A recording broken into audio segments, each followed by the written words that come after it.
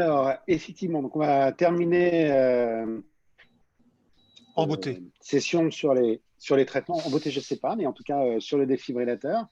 J'ai déjà un petit peu dit tout à l'heure, il y a quand même assez peu d'informations sur la place du défibrillateur dans cette pathologie. On va essayer de reprendre les éléments principaux ensemble. Alors, voilà. Je vous apprends rien en vous rappelant que les maladies cardiovasculaires représentent la première cause de mortalité dans la maladie de Fabry, donc comme vous pouvez le voir sur cette diapositive, avec quand même une part qui est vraiment importante, puisque c'est globalement 35% de la mortalité qui est liée à ces pathologies cardiovasculaires qui expliquent qu'on se retrouve aujourd'hui et qu'on discute tout ça, en particulier avec... Il n'y a évidemment pas que des cardiologues aujourd'hui, mais disons avec une participation cardiologique forte. Alors, si on essaye d'aller un tout petit peu plus dans le détail sur les mécanismes qui seraient responsables de la mort subite, puisque finalement, quand on discute de défibrillateur, on discute de mort subite, puisque le défibrillateur, son rôle unique, quand on parle uniquement de la fonction de fibrillation, c'est de faire un choc électrique en cas de fibrillation ventriculaire ou éventuellement de tachycardie ventriculaire, et donc d'arrêter le trouble du rythme et d'éviter la mort subite. Alors, pourquoi ils font des morts subites, les Fabry? J'ai trouvé ce schéma là qui l'explique assez bien, il me semble, avec au départ évidemment la déficience en alpha-galactosidase qui va entraîner l'accumulation de sphingolipides dans les myocytes cardiaques, dans les systèmes de conduction, dans les muscles lisses et les cellules endothéliales.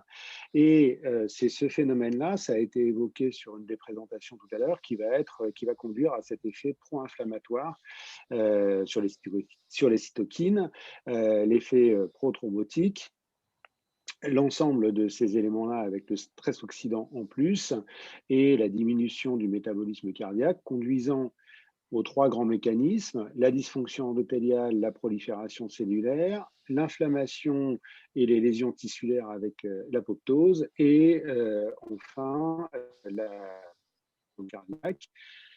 Chacun de ces mécanismes conduisant à ce qui va conduire à l'arythmie et à la fibrillation ventriculaire, avec, vous voyez, ce mélange entre à la fois les anomalies microcirculatoires, et on sait maintenant que ce type d'anomalie, d'une manière générale, peut fortement être impliqué dans l'initiation de troubles du rythme ventriculaire, les anomalies de la conduction électrique, non seulement sur les voies de conduction, mais également dans des voies très distales, et on sait que ce sont ces mécanismes-là qui vont plutôt être à l'origine des arythmies.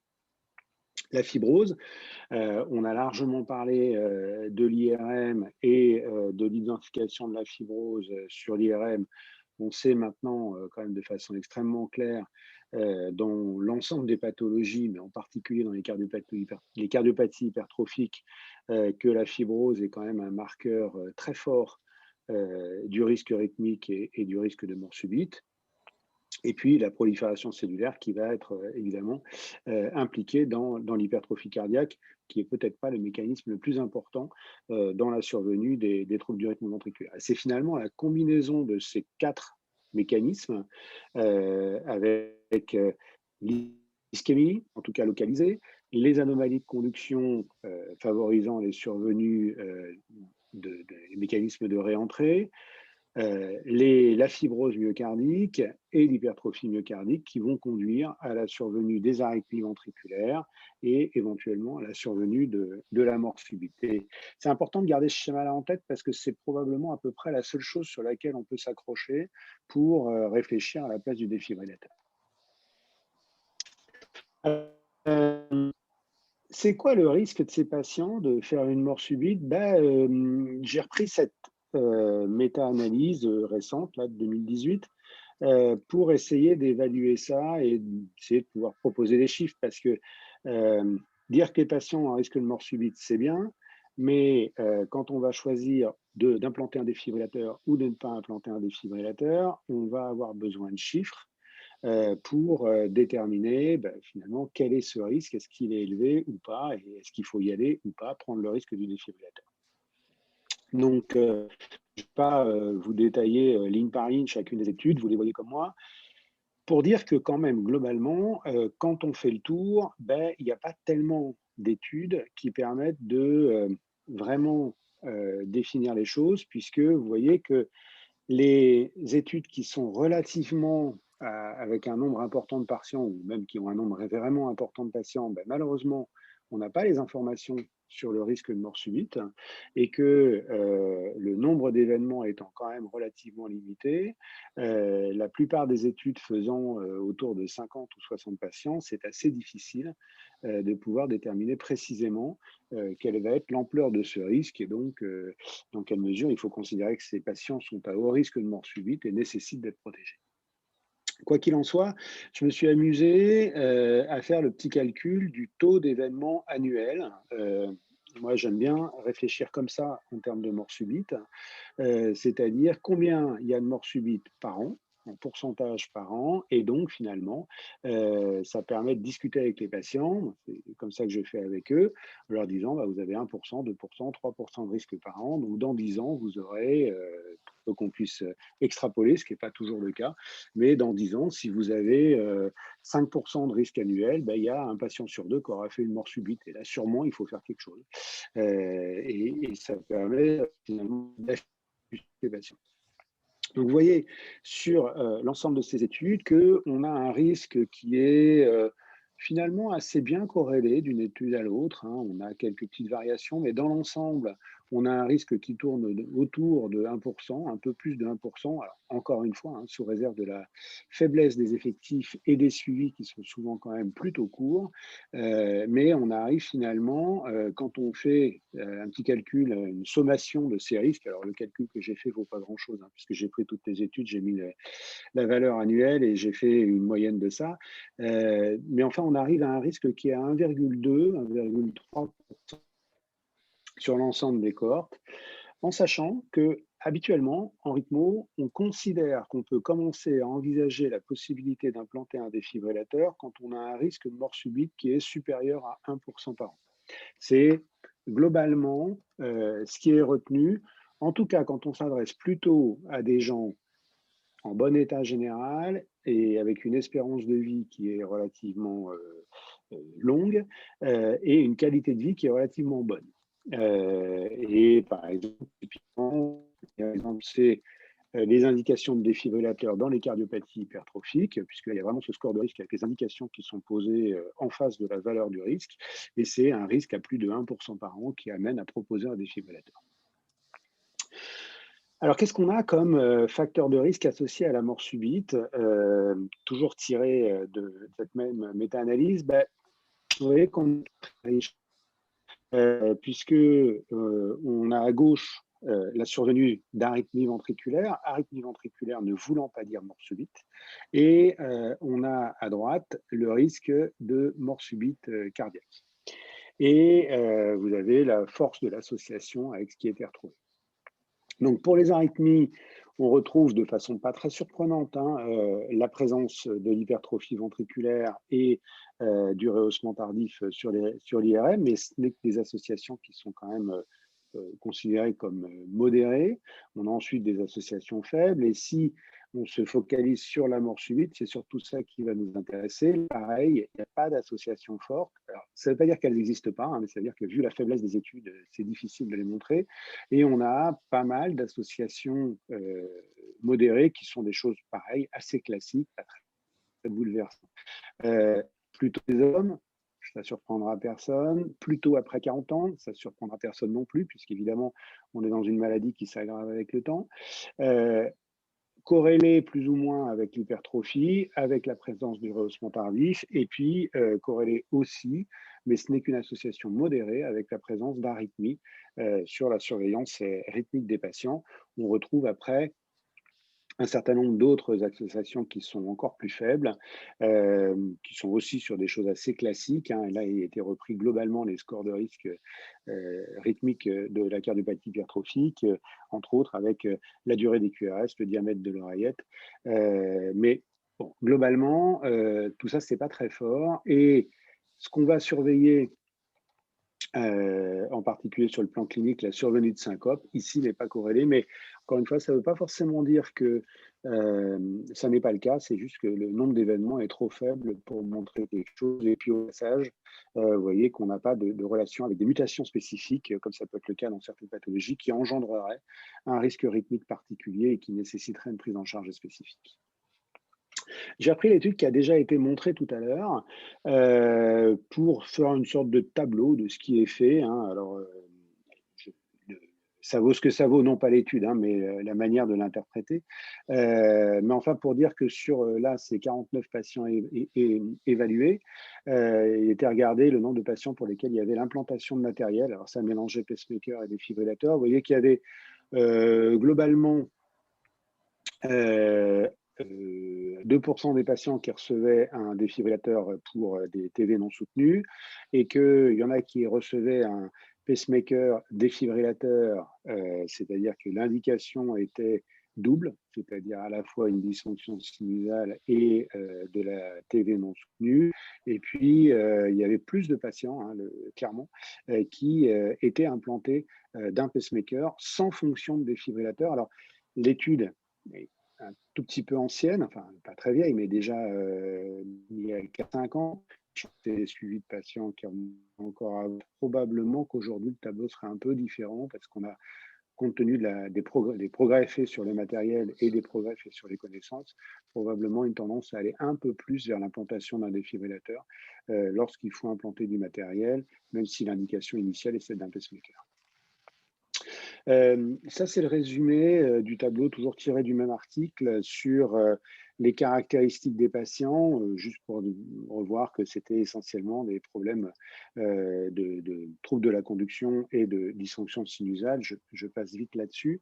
Et la question a été posée tout à l'heure, donc j'y reviens sur qu'est-ce qui caractérisait ces patients qui avaient besoin de matériel. Ici, encore une fois, on a quand même plus des pacemakers que des défibrillateurs, mais globalement, ce qui va ressortir, ça a été dit tout à l'heure, c'est l'âge des patients, le fait qu'ils aient une atteinte cardiaque plus sévère, l'atteinte rénale, mais tout ça, ça va ensemble. Et bon, globalement, pour faire court, plus ils sont graves, plus ils sont vieux, plus l'enzymothérapie a été mise tard, plus ils ont une durée d'enzymothérapie élevée, mais ça veut dire aussi qu'ils sont plus vieux. C'est ces critères-là qui font qu'ils ont plus besoin de matériel. Mais là aussi, je pense que ça ne va pas surprendre grand monde.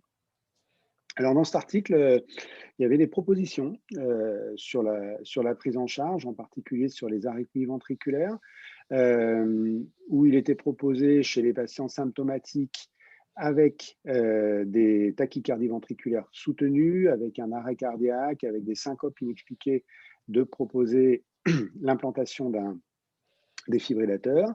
Et chez les patients asymptomatiques, cette fois-ci, il y a ceux qui ont des fonctions VG très altérées, moins de 35%.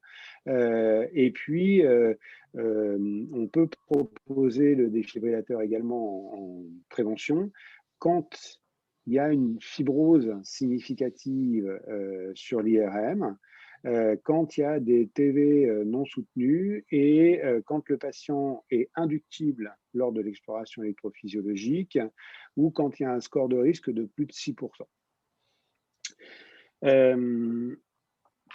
Récemment, il y a quelques mois maintenant, il y a eu donc ces recommandations qui ont déjà été citées sur la prise en charge du Fabry et qui reprennent qui ont fait des propositions sur la prise en charge de ces patients qui vont peut-être être un peu en décalage par rapport à ce que j'ai dit juste avant, ce que j'ai présenté jusqu'avant.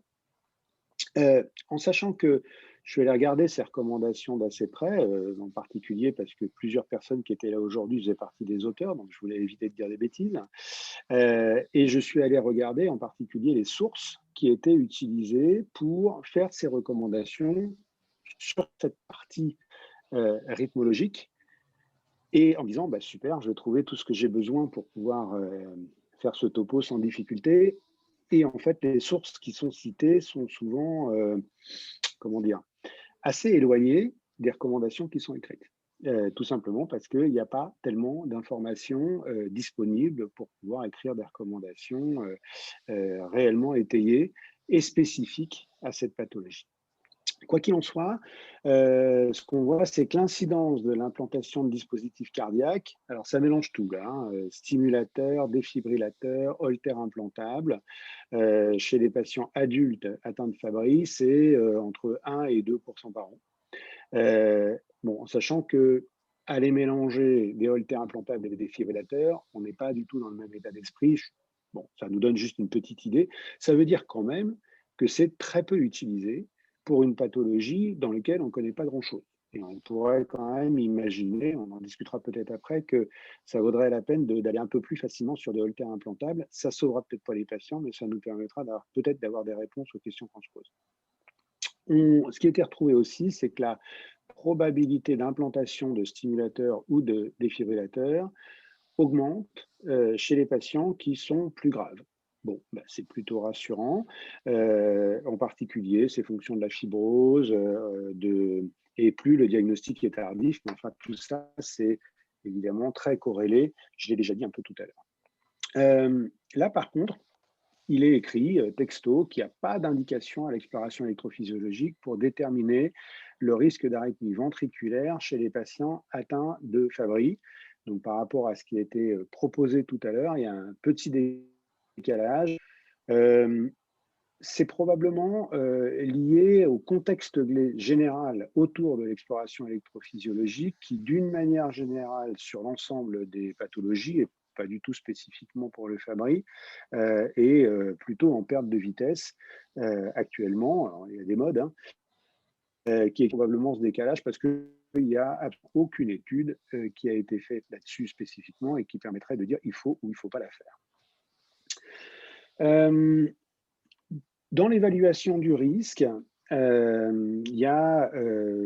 est noté que les tachycardies ventriculaires non soutenues, définies comme ça a été le cas pour la cardiomyopathie hypertrophique, c'est-à-dire au moins 3 battements ventriculaires prématurés à plus de 100 battements par minute et durant moins de 30 secondes, bah, c'est fréquent. Sur les holters ECG, bah, oui, effectivement, c'est des choses qu'on voit quand même souvent, pas que dans le Fabry, à vrai dire, hein. Juste 3 extrasystoles qui suivent, bah, c'est pas rare. Que c'est d'autant plus fréquent que les patients sont plus âgés et qu'ils ont beaucoup de rehaussement tardif sur l'IRM, ça fait pas de doute.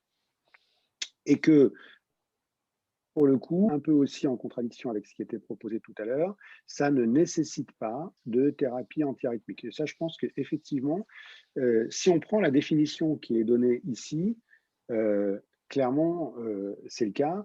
Et je crois qu'il faut garder ça en tête parce que si on reste avec la définition de TV non soutenue quand il y a 3 extrasystoles qui suivent et qu'on considère que pour le coup, ça va être un marqueur de risque et qu'il va falloir aller plus loin dans la prise en charge, on risque d'aller très souvent vers des traitements alors qu'on ne saura pas l'efficacité. Donc, je crois que c'est une manière de mettre un petit frein à ces traitements.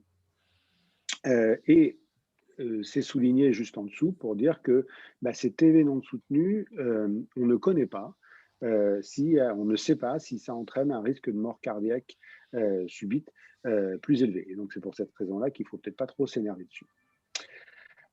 Par contre, les TV monomorphes soutenus de plus de 30 secondes, donc là cette fois-ci c'est quand même des choses qu'on voit beaucoup moins souvent, ça c'est rare, et ça semble être relié avec les zones de cicatrisation myocardique. Bah oui, c'est le cas dans le Fabry, c'est le cas dans absolument toutes les pathologies, hein. On sait maintenant que l'IRM, c'est souvent le meilleur moyen de localiser d'où viennent les tachycardies ventriculaires, ce qui amène d'ailleurs, quand on fait des ablations, à faire maintenant systématiquement une IRM cardiaque auparavant pour repérer des zones de fibrose qui vont largement aider à faire l'ablation des tachycardies ventriculaires.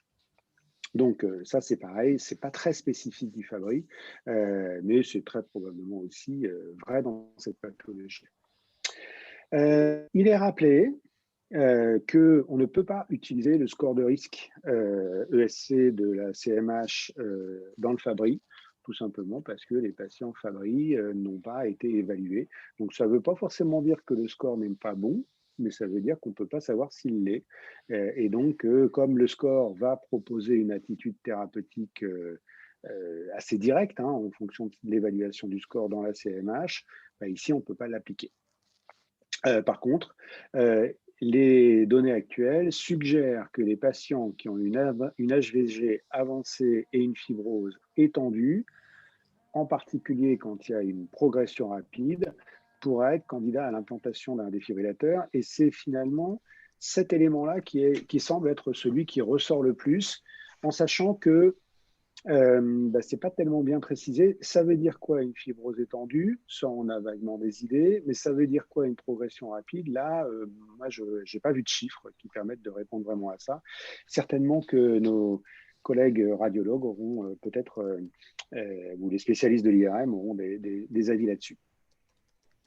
Et puis enfin, il est dit que la décision concernant l'implantation d'un défibrillateur en prévention primaire doivent être prises sur une base individuelle en fonction de l'âge, de l'état de santé général du patient, des préférences personnelles, des facteurs socio-économiques et de l'impact psychologique de la thérapie. Bon, ça, c'est ce qu'on écrit quand on ne sait pas quoi dire et que globalement, je ne sais pas ce qu'il faut préconiser, donc j'écris ça, comme ça je suis à peu près certain de ne pas écrire une bêtise, ce qui est de toute façon complètement exact, mais ça veut dire globalement qu'on ne sait pas quoi faire.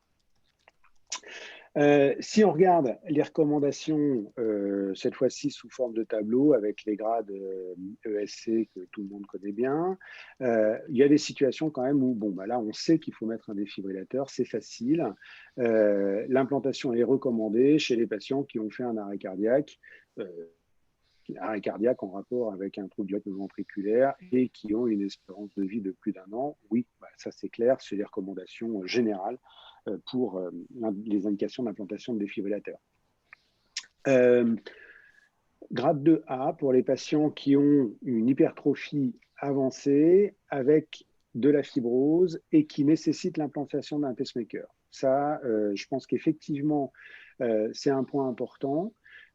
C'est que quand on sait que le patient est atteint d'un Fabry, et là, le problème, c'est que souvent, on ne le sait pas, puisqu'il arrive avec un DAV et on ne sait pas si c'est un Fabry ou tout à fait autre chose. Mais quand on est dans la situation où le Fabry est déjà connu, que le patient vient pour l'implantation d'un pacemaker, moi, il me paraît assez logique, peut-être même quand l'hypertrophie n'est pas très avancée et que la fibrose ne l'est pas énormément, d'aller plutôt vers un défibrillateur qu'un pacemaker, évidemment en fonction de l'âge, de l'état général du patient et tout ça. Et là, on est sur du 2A. Les deux dernières sont des 2B, donc 2B c'est quand même plutôt ne pas faire, mais à discuter. Ça peut être considéré chez les patients qui ont une hypertrophie importante, beaucoup de fibrose, une fibrose qui progresse rapidement. Et là, dans ces cas-là, c'est ce que je disais tout à l'heure, peut-être il peut y avoir un élément de discussion, c'est sûrement ça qui est le plus compliqué. Et puis 2B également pour les patients qui ont une hypertrophie et une syncope inexpliquée ou de l'apnée non soutenue sur le Holter. Là, probablement, j'aurais tendance à penser qu'il y a peut-être une place un peu plus large, et c'est un peu en contradiction avec des recommandations sur les syncopes, dans lesquelles on a écrit que chez les patients qui ont une cardiopathie qui ne rentre pas dans le cadre de l'implantation normale d'un défibrillateur, mais qui n'en est pas très éloigné, et qui font une syncope qu'on considère comme étant potentiellement d'origine rythmique, il est proposé d'aller vers l'implantation d'un défibrillateur. Dans le cadre de la syncope, si on pense que la syncope est potentiellement rythmique, peut-être qu'il faut aller un peu plus facilement sur le défibrillateur. Alors après le choix du matériel, je ne vais pas m'y étendre beaucoup, mais pour rappeler que maintenant on a plusieurs possibilités, les défibrillateurs simples, doubles ou triples, si on veut une fonction de resynchronisation. Là, je vais faire simple. Je pense qu'il faut suivre là-dessus tout simplement les recommandations européennes sur le choix resynchronisation ou pas en particulier. Est-ce qu'il y a une place pour le défibrillateur sous-cutané? Sûrement ou possiblement chez les patients qui ont une indication de défibrillateur, mais une conduction cardiaque qui est normale ou peu altérée et dont on suppose qu'elle ne va pas se dégrader de façon rapide et qui ont un risque infectieux élevé, et là, on peut ce qui peut être le cas des patients qui ont une atteinte rénale sévère, puisqu'on sait que c'est un des facteurs les plus importants sur le risque d'infection quand on implante ce type de matériel, puisque l'infection reste quand même la complication principale de l'implantation des défibrillateurs. Donc en conclusion, il y a quelques indications claires, mais là je pense que je ne vous apprendrai pas grand-chose en vous disant que chez les gens qui ont fait un arrêt cardiaque récupéré et qui s'en sortent pas trop mal, et qu'on pense ou qu'on a la certitude que c'était une fibrillation ventriculaire parce qu'ils ont reçu un choc d'un défibrillateur externe, là, il y a une indication au défibrillateur, c'est clair. Les patients qui ont des fonctions VG inférieures à 35%, mais ça, c'est les recommandations globales. Et puis, on l'a dit, les syncopes probablement rythmiques avec une atteinte cardiaque sévère, là aussi, très probablement. Il y a beaucoup de situations sans réponse. La prévention primaire, chez les patients qui ont une atteinte cardiaque sévère ne rentrant pas dans le cadre de la recommandation avec la FE à moins de 35%, mais qui est éventuellement une progression rapide de la fibrose. Cela, possiblement, il faut se poser la question. Et puis, moi, en faisant ce topo, ce qui est quand même ressorti le plus clairement, c'est qu'il y avait fort peu d'informations, que les recommandations étaient quand même basées le plus souvent sur pas grand-chose et qu'il y a clairement une place pour essayer de faire une étude un peu systématique sur l'évaluation du risque.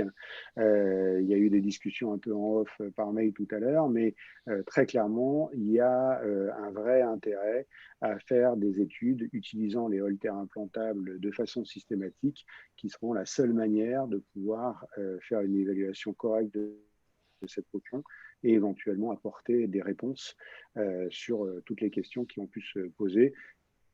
Cette étude avec les holters implantables devant évidemment être combinée à mon sens, à une étude d'imagerie, puisqu'on voit bien quand même que l'hypertrophie un peu, la fibrose beaucoup, va être, à mon sens, une des clés importantes pour répondre à la question du risque rythmique de ces patients.